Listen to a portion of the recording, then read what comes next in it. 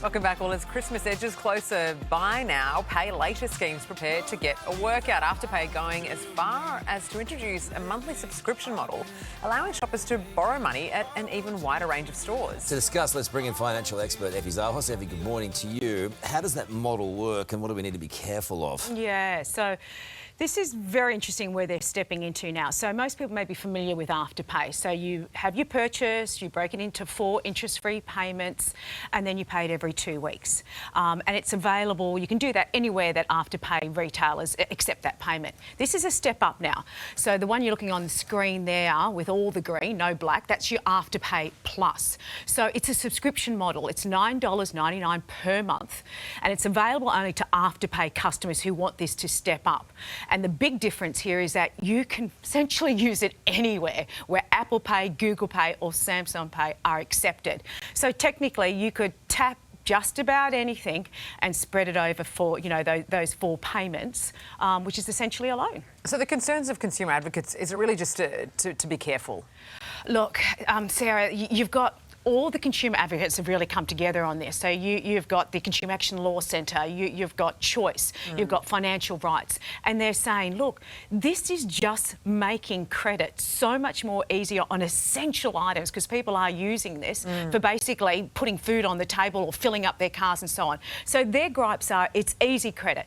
It's causing a debt trap for some people because they're seeing people come to the financial counsellors and a debt, lack of regulation. And we've got to remember the government still hasn't moved on this. In May, they said they'll put it under the Credit Act. They still haven't made a decision. People are loading up their cards at the moment, and the cost of living has made it even more difficult.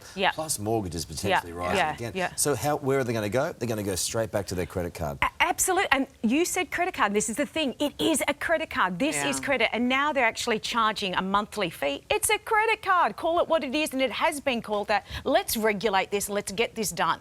So I actually did what you've just said, Carl. I looked at this and compared it to credit cards, low-rate credit cards, and these came out to kind of compete with Afterpay or Buy Now, Pay Later. So you can see there, NAB's got one at $10 per month. If you don't use it, you won't even pay $10 per month. So effectively, Afterpay is $120 a year no matter what you do, where this one may not charge a fee if you don't use it. It's like an emergency cash. The reality is, people need credit sometimes fast. Let's face it, we're short on cash and you need it. Well, especially around Christmas. So what do you do if you're financially stressed? You've got to go to the root of the problem. The root of the problem is the budget. Go to debt counsellors. That would be my #1 tip. Call the National Debt Helpline, 1800 007 007. Watch out, because what we're going to see is a whole lot of these zero purchase credit cards. This is one in the market to give you an idea. It is zero purchase for 15 months and then an annual fee after that. So just take care. But I get it. Aussies are tight and they're looking for ways to get some relief. Right, I'll add that to the other counsellors I need to see. Good on you, Effie.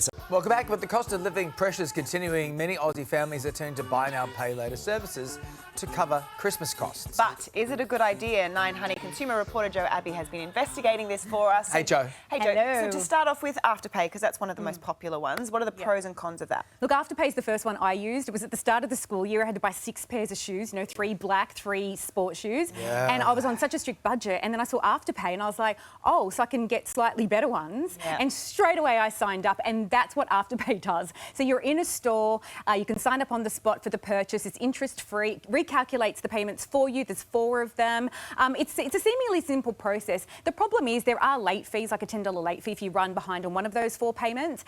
Using it will impact your credit rating, although they don't do an inquiry when you sign up. And it does encourage impulse purchases. What I find is that you'll go in with a budget, realise you can use Afterpay and sort of like spend more than you want to pay back. But if you're strict with it like you were with the shoes, it's actually you have not to be a bad option. very, very strict. Like if you use it like as needed sporadically, that's the best way to use any Buy Now, Pay Later What service. is regularly? Zip Pay is a little bit different. So it's for larger purchases up to $2,000. And then it stretches the repayments out for longer. So smaller payments for longer. So you are in debt for a longer time. Like so laptops for school. Exactly, for slightly more expensive purchases. Also, it does automate your repayments, which is great. The app's awesome, but there are late fees and it does involve a proper credit check on your credit file. So if you do want to get a loan or refinance, that may impact you as well. So, yeah. That seems to be the thing to watch, isn't it? Apart from the late fees or anything like that, is that credit thing you've got to be strict. You want to stay on top of your credit rating. You can use Buy Now, Pay Later every now and then. and that's sort of it, and make sure you make your payments on time. But yeah, Zip's a really good one. What about Hum? Because I haven't heard of this one. Hum's really popular. So Hum has sort of like two tranches. It's got the small items category and the big items category. So it's like Afterpay and Zip in one. Oh. So it's got the wallet good. and it shows both. So you can do small and large purchases. There's no interest charges. Once again, it makes its money from the retailers and late fees, and it categorises those payments so you can sort of stay on top of it. It does involve a credit check because you are in debt for more money.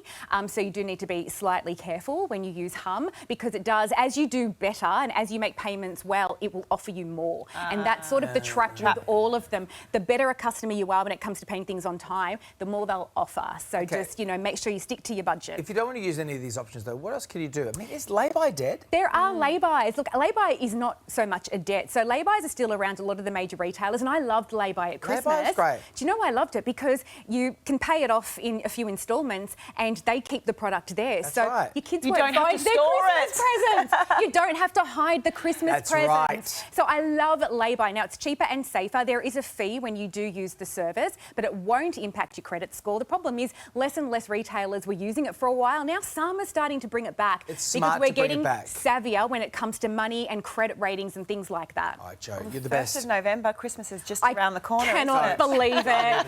It's insane. We are on the downhill stretch We're not now. listening to this. Thank you, Joe. Denial. All the tips. All right, when we return, we'll have the latest 90s headlines.